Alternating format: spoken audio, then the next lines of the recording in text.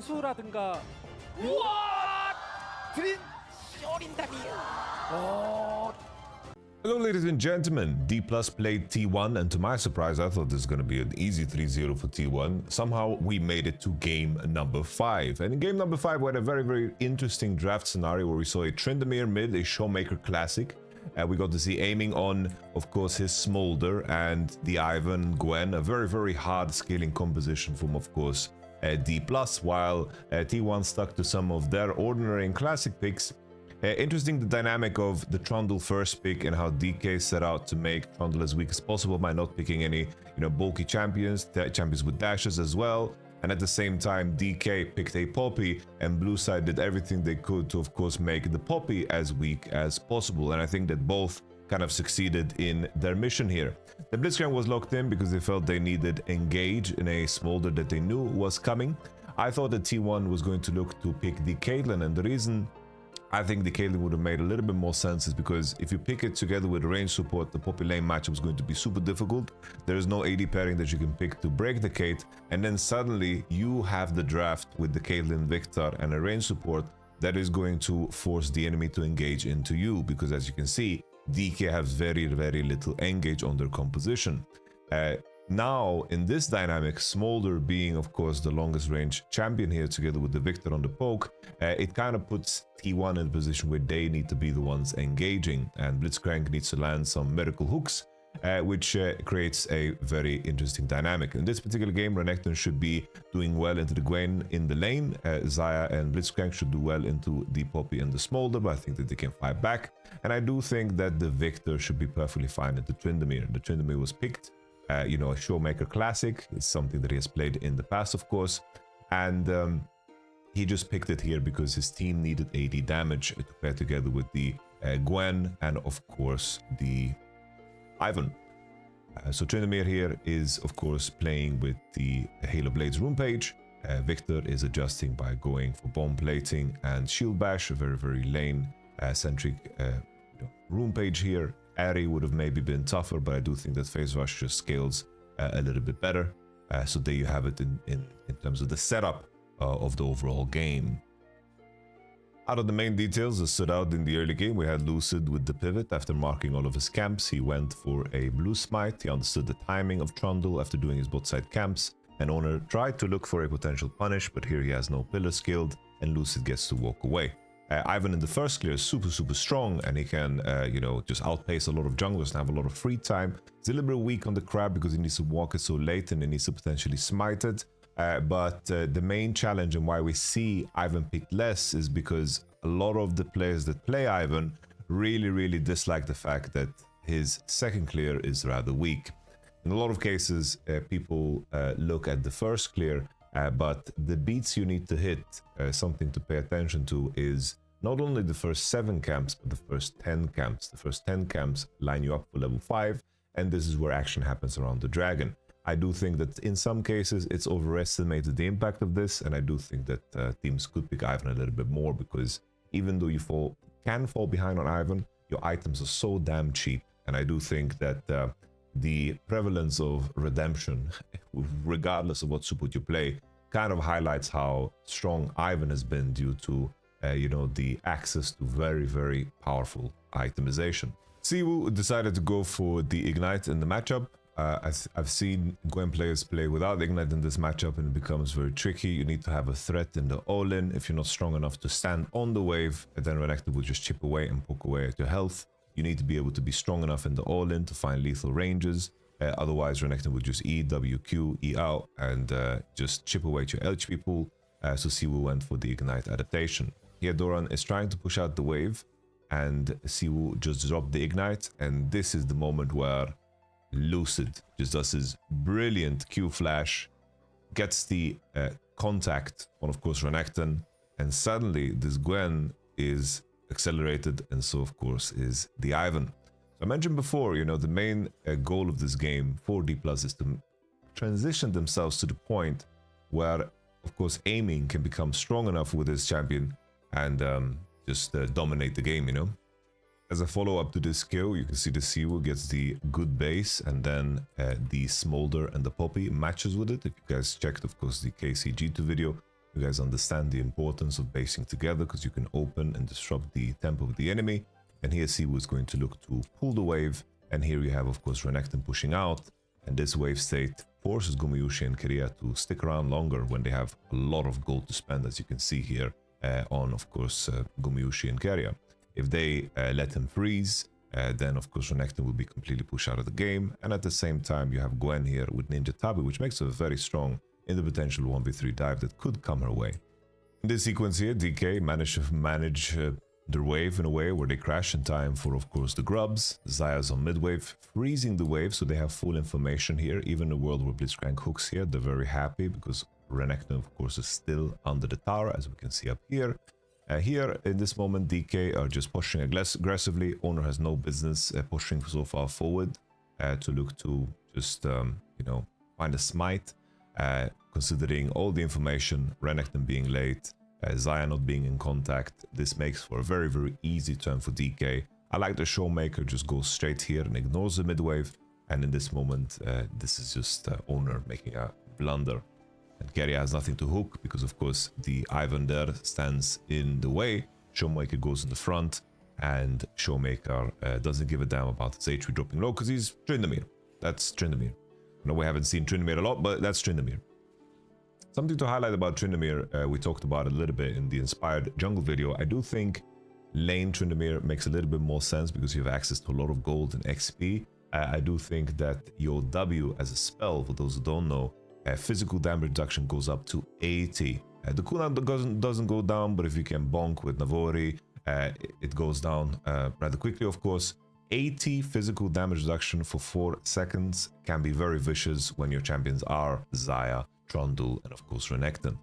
In between all of these sequences, Xayah is still kind of freezing mid, which means the ShowMaker thinks to himself, well, I'm going to pressure Doran, I'm going to step into top side and help my homies out with this dive. Even if Blitzcrank opened top, it wouldn't have been a problem. Oner was dead, so they knew the exact timer. Even if Blitzcrank matched this, it wouldn't have mattered, it would have been a clean dive. Xayah starts to push now, but of course this is a cannon, so there is no problem at all. They can make it on time. Crucial detail there is that aiming and Beryl kept chipping away at Renekton's HP in the in-between, and now they're using the 3 grubs that they got from before to, of course, chip away at the tower. And this is a beautiful game state to be in if you're D+. Now you have enough gold to transition you to the point where, of course, aiming should be powerful enough to carry the game. So let's pay attention to how they actually convert and what they do with this advantage. The same equivalent play happened on the other side of the map towards Siwoo. Faker just kept poking away with his lasers. Faker did a great job of maintaining relevance in this game by making sure that he was always in bot and farming. You're going to see in this entire sequence where Faker manages to get his item. He never really leaves bot lane, and with the vision that he has bot side, he just keeps harassing away and never chooses to group. I think this is a good state of mind to be in because at this point in time, you kind of need to farm. You don't want to be in a situation where you are forced and pulled into fights. Faker needs to, of course, farm, get his hex score. If his team is suffering, that's not really his business. He leverages the vision to slow push this wave. He's kind of just playing an extended lane phase here against the Gwen. In all honesty, mid to late game, the in-between is an extended lane phase. If you are laning bot lane and you have vision here and you don't have info on a mini jungle, this makes you safe to play your lane. The idea of lane phase is something that reappears in the game over and over again. Of course, to a certain degree, you're willing to give up 6 minions a lot easier later in the game. Your position becomes more valuable than a couple of minions later on in the game. But here, Faker is just standard lane against Gwen, and I thought I'd highlight that because I think that's cool that it's continuously there in the game and the same concepts kind of apply. When T1 play a defensive game, you often see Keria doing these hovers to just match the movement of Beryl. He wants to make sure that he spots him, so there's no situation where he gets undermined in the only pocket where he doesn't have vision. And Keria, of course, marks this through and through. And then when Beryl kind of steps down again, he kind of marks it again. He makes sure that Poppy can't go for a play behind the Victor because obviously there's nothing for him to do on the mid-wave. A lot of super players are just oinking on the mid-wave, showing themselves. This is a good way of maintaining, you know, making sure that you're busy and making sure that Faker can play this extended lane phase that we talked about. Even in this moment here, Faker doesn't panic. As you can see, there's a lot of players in river, but with this pink ward, he feels safe to just play the lane. He doesn't rush. He makes sure to get all the CS. He even, you know, looks to maybe even poke ShowMaker here. He is not stressing at all with the information that he has. Oner does one hover one time as well. He knows that if the enemy commits all the way to try to kill him, he can phase rush away. He can buy a lot of time. He is playing to the limits of his champion, and Faker maintaining farm is a very important detail of this game. And T1 made sure that he didn't get denied at all in this game. Here I wanted to highlight two very important things. So T1 wasted tempo here to take this tower, and Faker is going to take this base, which makes him visible. ShowMaker is going to flash on him to cancel the recall, which is psychotic in itself, but in this moment T1's tempo is a lot worse. And something we're going to see from Doran is, you know, him intentionally pulling attention to him so the enemy can't do the defensive maneuver. Because it might seem strange that Doran steps under the tower here, but he understands how much effort the enemy need to take in order to actually punish him. So he walks up, gets these minions, which is 4 minions, and he knows already that the enemy is coming up behind him because he spotted them on some vision in this area as they cross. Doran now walks downwards, and you could think to yourself, ooh, is Doran inting? Well, in all honesty, in moments like these, he could just walk away, not take those minions and let this tower fall, sure, but what does he do on the other side of the map then? He's not going to do anything by being mid, he's not going to do anything going behind Faker. At this point in time, he knows that the enemy needs to send a lot of people in order to kill him. Imagine a world where he doesn't do this play, alright? And he just walks away and Trinidad is hitting the turret with 4 minions. If they don't spot Renekton under that tower, Ivan, Poppy, and of course Gwen are going to re-enter into topside. And as they re-enter to topside, they're going to be able to defend this tier 1. And Tryndamere has then taken this tier 1 bot for free, just because Ivan, Poppy, Gwen, they're not going to be spotted until they are under this turret.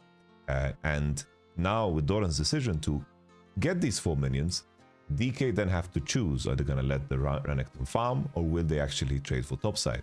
Like this, T1 actually get a turret in return together with the Trundle, and as you can see here, you know, in the end, you know, they get at least something. In a different world, they lose that tier 1 and Renekton lives, but what does it actually amount to?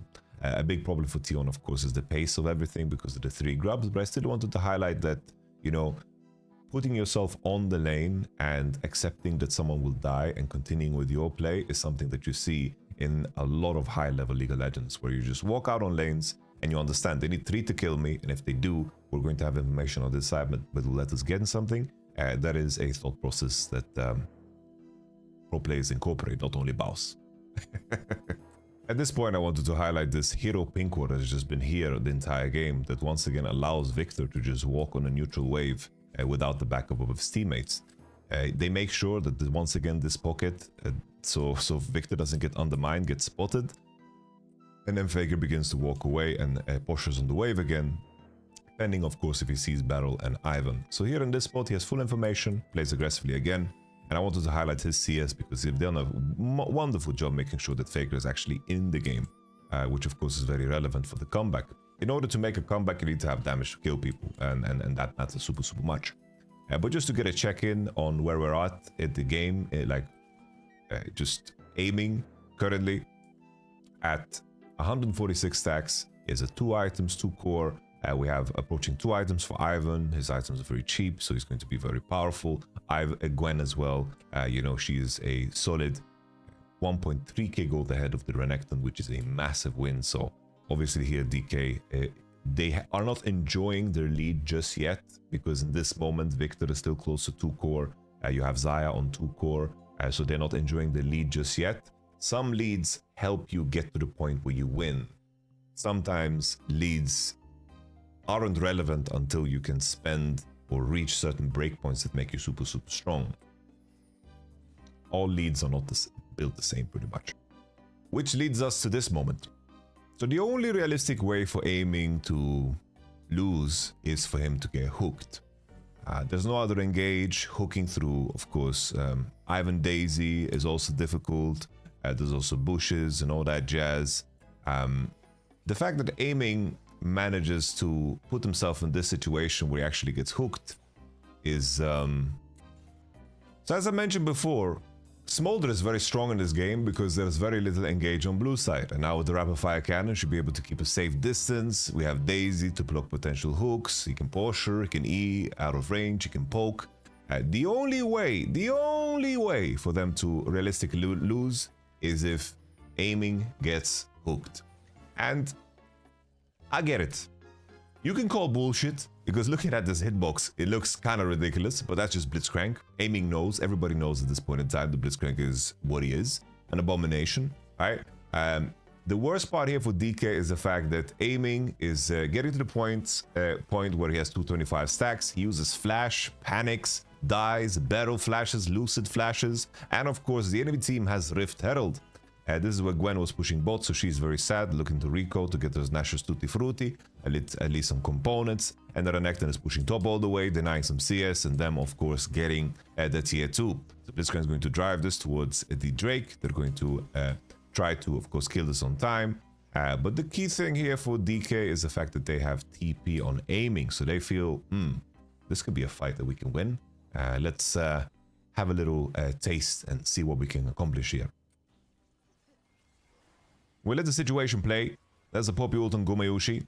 Here I didn't understand why DK is so distracted by this TP.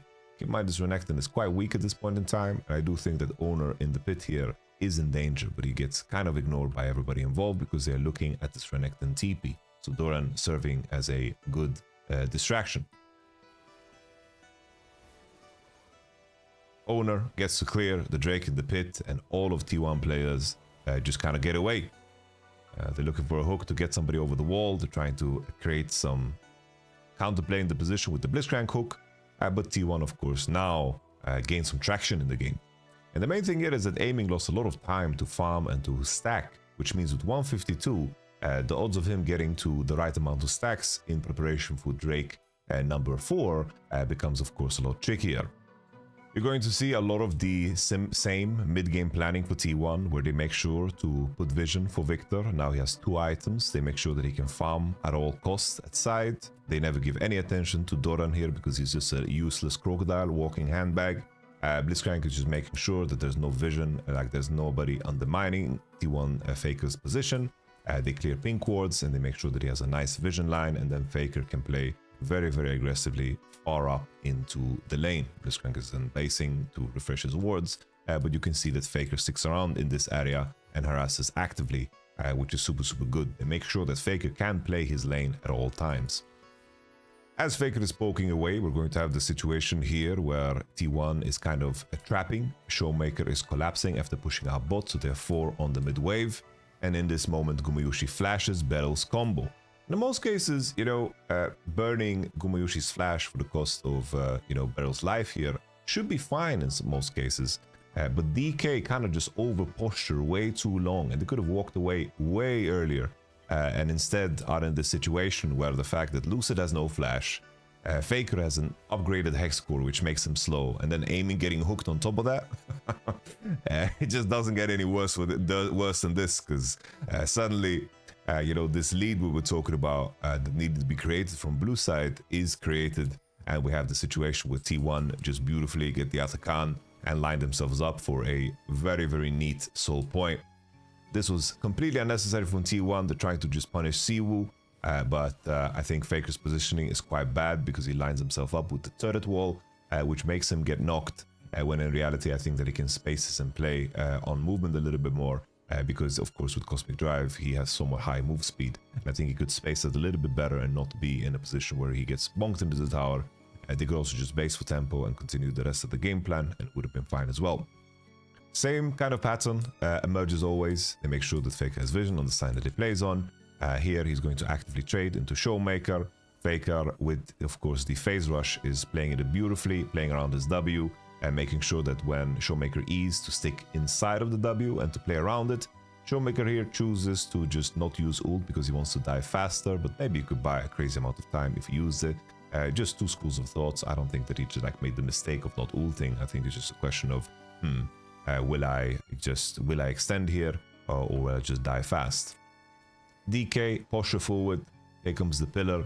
Very close that Keria gets value out of the hook. DK are just trying to distract and buy time from, of course, the Drake. Luckily for DK, nobody falls and there's no Nash to take, so they have all the time in the world to set up for that. Now, if we just do a check-in on what the game state is, you can see, of course, Faker approaching 3 items already finished for Xayah. There's already a lot of incentive for T1 to just continuously pressure and pressure. Beryl has no flash, and they don't want to create any circumstance where aiming is going to get additional items. He reaches a 2:25 breakpoint at 25 minutes, which is super late, but that is because of his 2 deaths that happened, because of the hooks and the problems that DK faced. Let's take a look at how T1 set up this Nashor play. They push her aggressively, they put a ward on top of mid to see the positioning of course, the enemy. They're going to sweep behind the Nashor pit. They see that aiming is on the mid wave, and they just start to instantly bonk it. Keria feels good about having this ward because he wants to line up for the hook. Doran is pushing out top. This structure here of the map is also super nice. I think when this Nashor happens, I do think that you should be more inclined to actually do these forcing Nashor plays, because I think entering through this choke here, basically Satan's ass crack here, makes it very difficult to actually contest. The only play you really have is to smite and to look to, you know, last hit it somehow, but smiting against Xayah and Trundle that are on the objective is very difficult with Ivan, because you have no burst to contribute. It's not like Pantheon or something. So T1 just pulled the trigger, Beryl gets the ult off on Victor, and there's the hook. Beryl kind of panicked in his movement, and I think his E is quite bad here because it just makes him into a free kill. Doran is marking Siwoo, and Oner is kiting backwards. Siwoo in the end is over the pit because he realizes that the fight is already disengaged because Beryl just got killed. And then beautifully, Keria gets a hook over the wall, just an instant replay of that. 영 다시 그래 보초. 얘네 와도 없어. 핑크도 없어. 일로 와봐. 그래 볼게. Gorgeous. And that means the T1 get the Nashor, and their composition at this point in time with this gold lead is very, very powerful. Leave is a little bit too weak to gain any traction. And I wanted to once again highlight how good of a job T1 did in making sure that Faker got to farm and was super relevant in the game. Because if he didn't have the item breakpoints there to find the lethals, if Keria didn't find the hook on aiming on mid, maybe this game would have looked different and we would have walked away looking at this series in a completely different light. Because I think a lot of T1 fans out there got deja vu to, of course, 2024 Worlds, the qualification, where Damwon actually beat T1 in Game 5, of course, with the LeBlanc lock-in of ShowMaker. So ShowMaker always has these classic champions in his pocket. T1 just levers Nashor to create a siege into bot. I really like how Faker slow pushes to sync up with his teammates as they cross through after breaking the tier 2 top side. And here in this moment, because Gwen shows top, they know that they can play super aggressive here. And then Doran just keeps buffing mid. Doran's job in this game is just to be, you know, kind of a ragdoll that gains information. Faker pushes forward. And as I repeat, you know, DK, if they're in a very losing position, keep in mind this composition doesn't have any way of engaging either. So if the composition that DK is playing is on the back foot, retaking Drake areas, retaking spaces is also super awkward. I do think that the discourse around the draft was a little bit too heavy skewed to DK having this amazing draft, but I do think that the draft is very overrated. And that's not only because it's results oriented, it's just that in most cases you're going to lack initiative.